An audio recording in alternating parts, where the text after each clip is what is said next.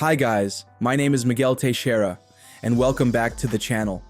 In today's video, we're going to analyze how Chelsea, under Enzo Maresca's management, tried to challenge Liverpool's defensive organization.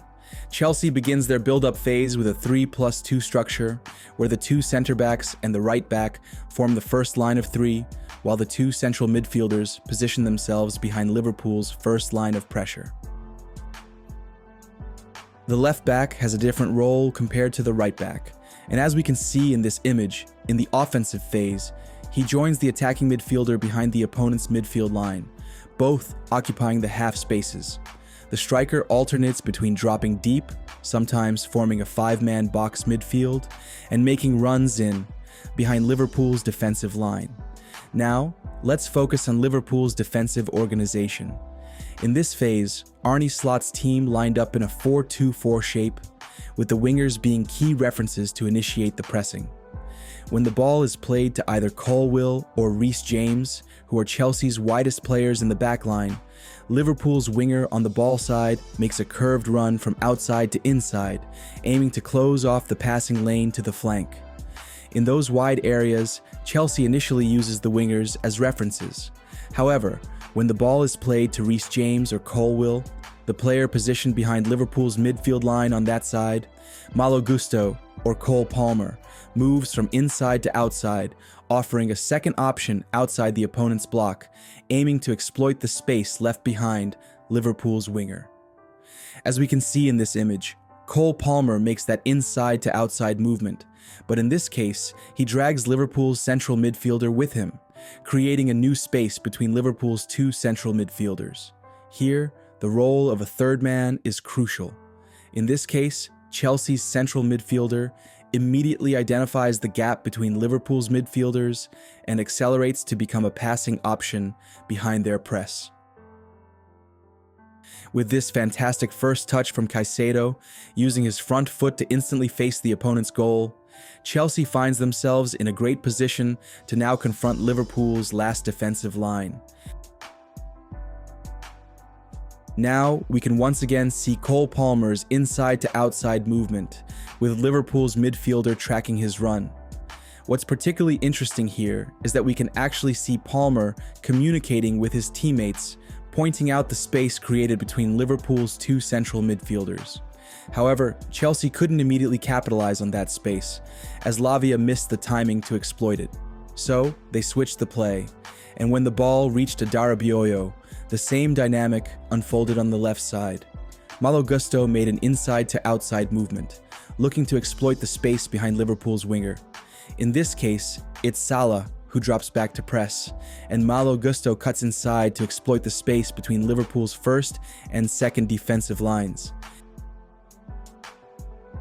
Here, we can see Chelsea's references in the half spaces, Malo Gusto and Cole Palmer, playing a crucial role in stretching Liverpool's midfield line and creating space between the players in that line. At the same time, Chelsea's two central midfielders occupy the central corridor as key references. Cole Palmer's positioning becomes crucial, drawing Liverpool's midfielder wider, while the dynamic between Chelsea's midfielders is vital. Through complementary movements, they create and widen the space between Liverpool's two central midfielders.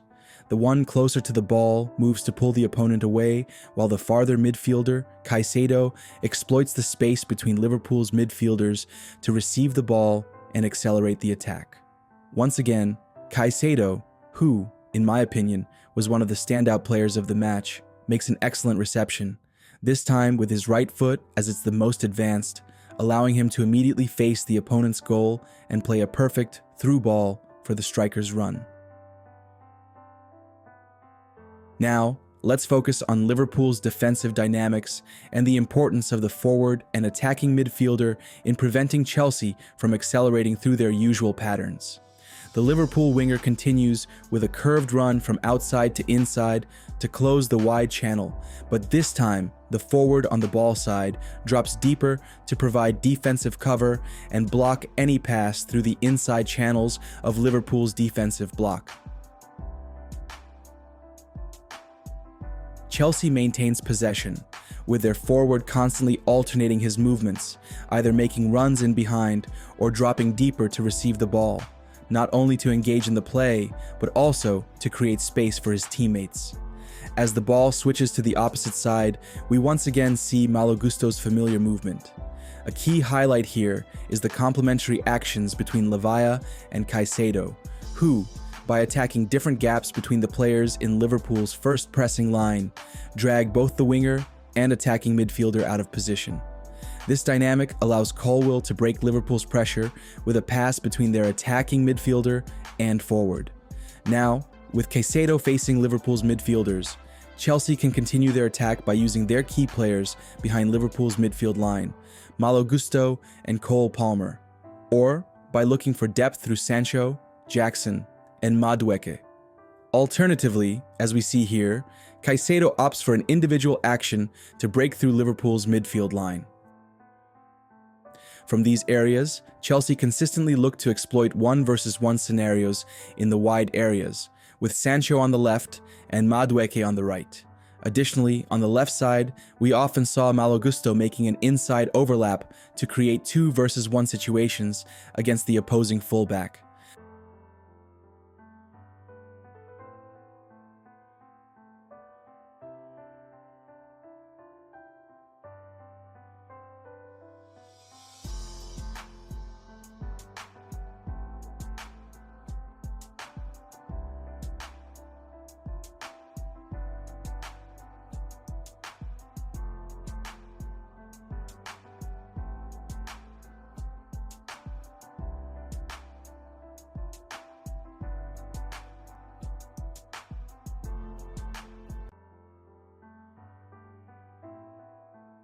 In addition to the ways we've seen Chelsea connect their offensive play into the opponent's box, Enzo Maresca's team also showcased more direct solutions to break through Liverpool's defensive block. When the ball carrier notices that one of Liverpool's defensive players is about to step up in the press, often in response to Cole Palmer or Malo Gusto's usual movements from inside to outside, Chelsea frequently opted for long diagonal passes directly into Zone 4, aiming to exploit 1-versus-1 situations with their winger in the wide channel.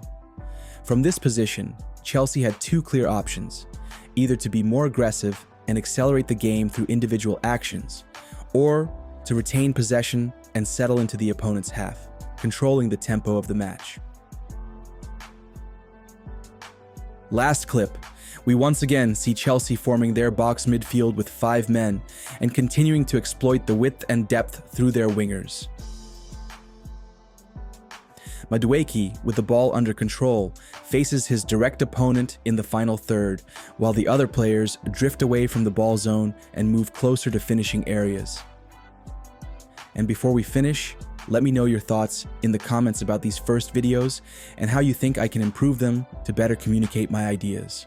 Thanks, and see you in the next video.